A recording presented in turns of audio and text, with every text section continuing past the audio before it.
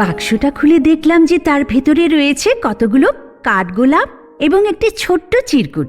সাদার উপর হলুদ ছোঁয়া কাঠগোলাপগুলি যেন দেখতে অসাধারণ লাগছে।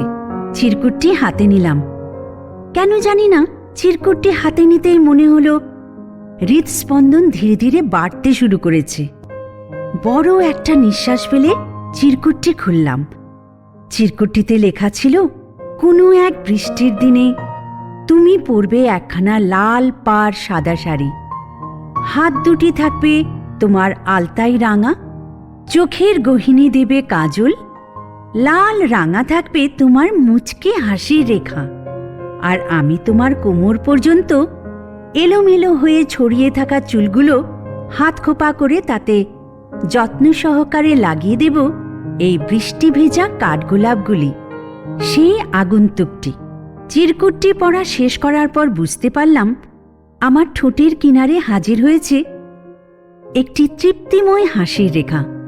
কিন্তু কেন কেন তার চিরকুটটা পেয়ে ভেতরটা এত সুখময় অনুভব হচ্ছে? শুধু এটা ভেবেই যে ওই আগন্তুকটি আমাকে তার ভবিষ্যতের কোনো একটা অংশ মেনেছে। নাম না জানা, না দেখা, অথচ পরিচিত সেই আগন্তুকটি তার জন্য তৈরি করেছে আমার মনের কিনারে আলাদা স্থান। সেটাও কি সম্ভব? কাউকে না জেনে না দেখে কিভাবে তার প্রতি আকর্ষণ অনুভব করা যায়? প্রতিদিন তার দেয়া এই ছোট্ট চিরকুটের অপেক্ষায় থাকি আমি। চিরকুটটি পড়ে মনে হয় যেন কথাগুলো সে সরাসরি আমাকে বলছে।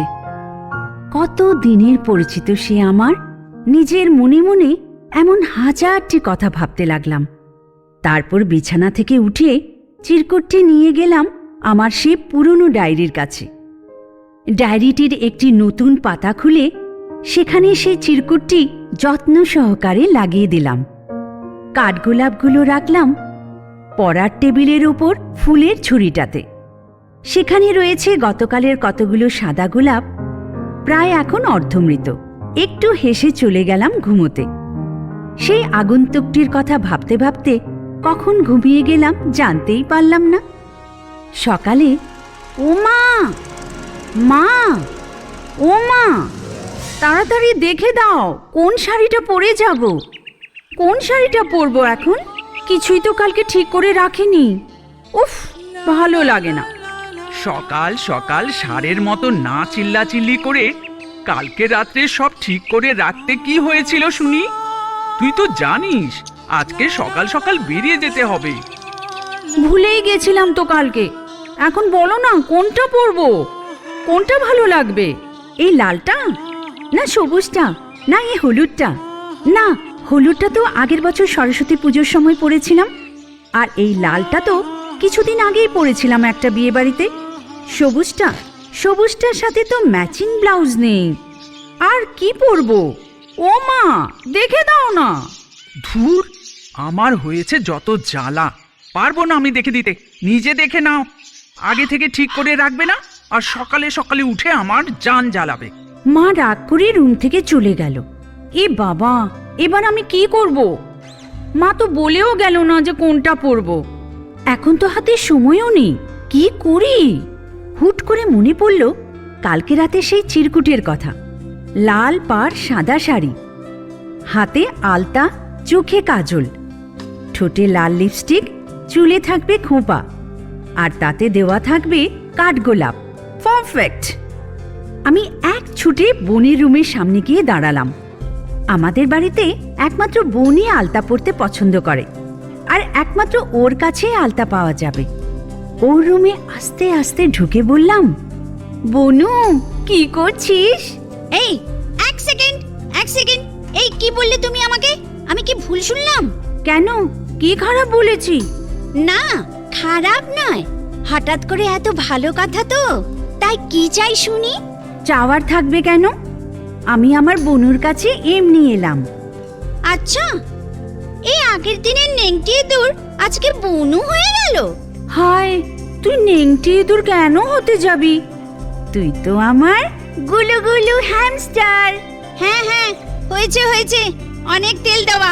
এখন বলো কেন এসেছো, কি করবে? বলছি, তোর কাছে কি আলতা আছে? আরে আমি পড়তাম আর কি, আমার ইচ্ছে হচ্ছে পড়তে। মারিয়া একটা অদ্ভুত রকমের চাহনি দিল আমাকে। তারপরে হুট করেই সবটা বুঝতে পেরেছে এমন মুখভঙ্গি দিয়ে বলে উঠল, ইচ্ছে? কেমন ইচ্ছে আমি বুঝে গেছি, দাঁড়াও আমি এনে দিচ্ছি। বলে আলতাটা এনে আমার 2 হাতে পরিয়ে দিল। আমি সেখান থেকে এক ছুটে বাইরে এসেই মায়ের রুমের দিকে দৌড়লাম। মায়ের আলমারিতে একটি লাল পাড় সাদা শাড়ি আছে, আমি দেখেছিলাম অনেক দিন আগে।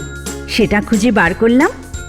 রুমে এসে শাড়িটা নিজে নিজেই পরতে লাগলাম। গত 1 বছরে শাড়ি পরাটা খুব ভালোভাবে আয়ত্ত করে নিয়েছি। আসলে সেই আগন্তুকটা প্রতিবারই চিরকুটে শাড়ির উল্লেখ করে, তাই তো শাড়ির প্রতি এত আকর্ষণ বেড়ে গেছে। আমি শাড়িটা পরে আয়নার সামনে গিয়ে চোখে গাঢ় করে কাজল দিলাম, ঠোঁটে লাল লিপস্টিক, চুলগুলো মাঝখানে সিঁথি করে হাত খোপা করে নিলাম এবং কালকে তার দেওয়া সেই কাঠগোলাপগুলো কাঁটা দিয়ে আটকে খোপায় গেঁথে দিলাম। কানে পরলাম ছোট্ট ছোট্ট দুল। ব্যাস, আমি রেডি। বলে আয়নায় নিজের দিকে তাকালাম। আয়নায় কিছুক্ষণ নিজের দিকে স্তব্ধভাবে তাকিয়ে রইলাম। আচ্ছা, এটা কি সত্যি আমি? আমি কি সত্যি সুন্দর, নাকি সেই পছন্দের মানুষের পছন্দ মতো সেজেছি বলে আমাকে এত সুন্দর লাগছে?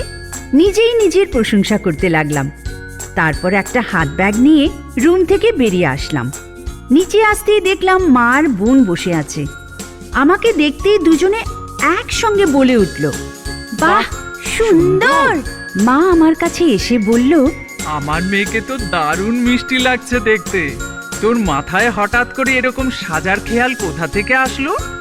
আগে তো সাজিসনি, ভীষণ সুন্দর লাগছে এভাবে। আমি মায়ের কথায় একটু মুচকি হাসলাম। তারপর তাদেরকে বাই বলে বেরিয়ে পড়লাম কলেজের উদ্দেশ্যে। রাস্তার মোড় থেকে একটি রিক্সা ডেকে তাতে উঠে বসলাম। রিক্সাটি চলতে শুরু করলো। রিক্সায় বসে ভাবতে লাগলাম, আচ্ছা আমাকে এমন সাজে আগন্তুকটির মনোভাব কেমন হবে?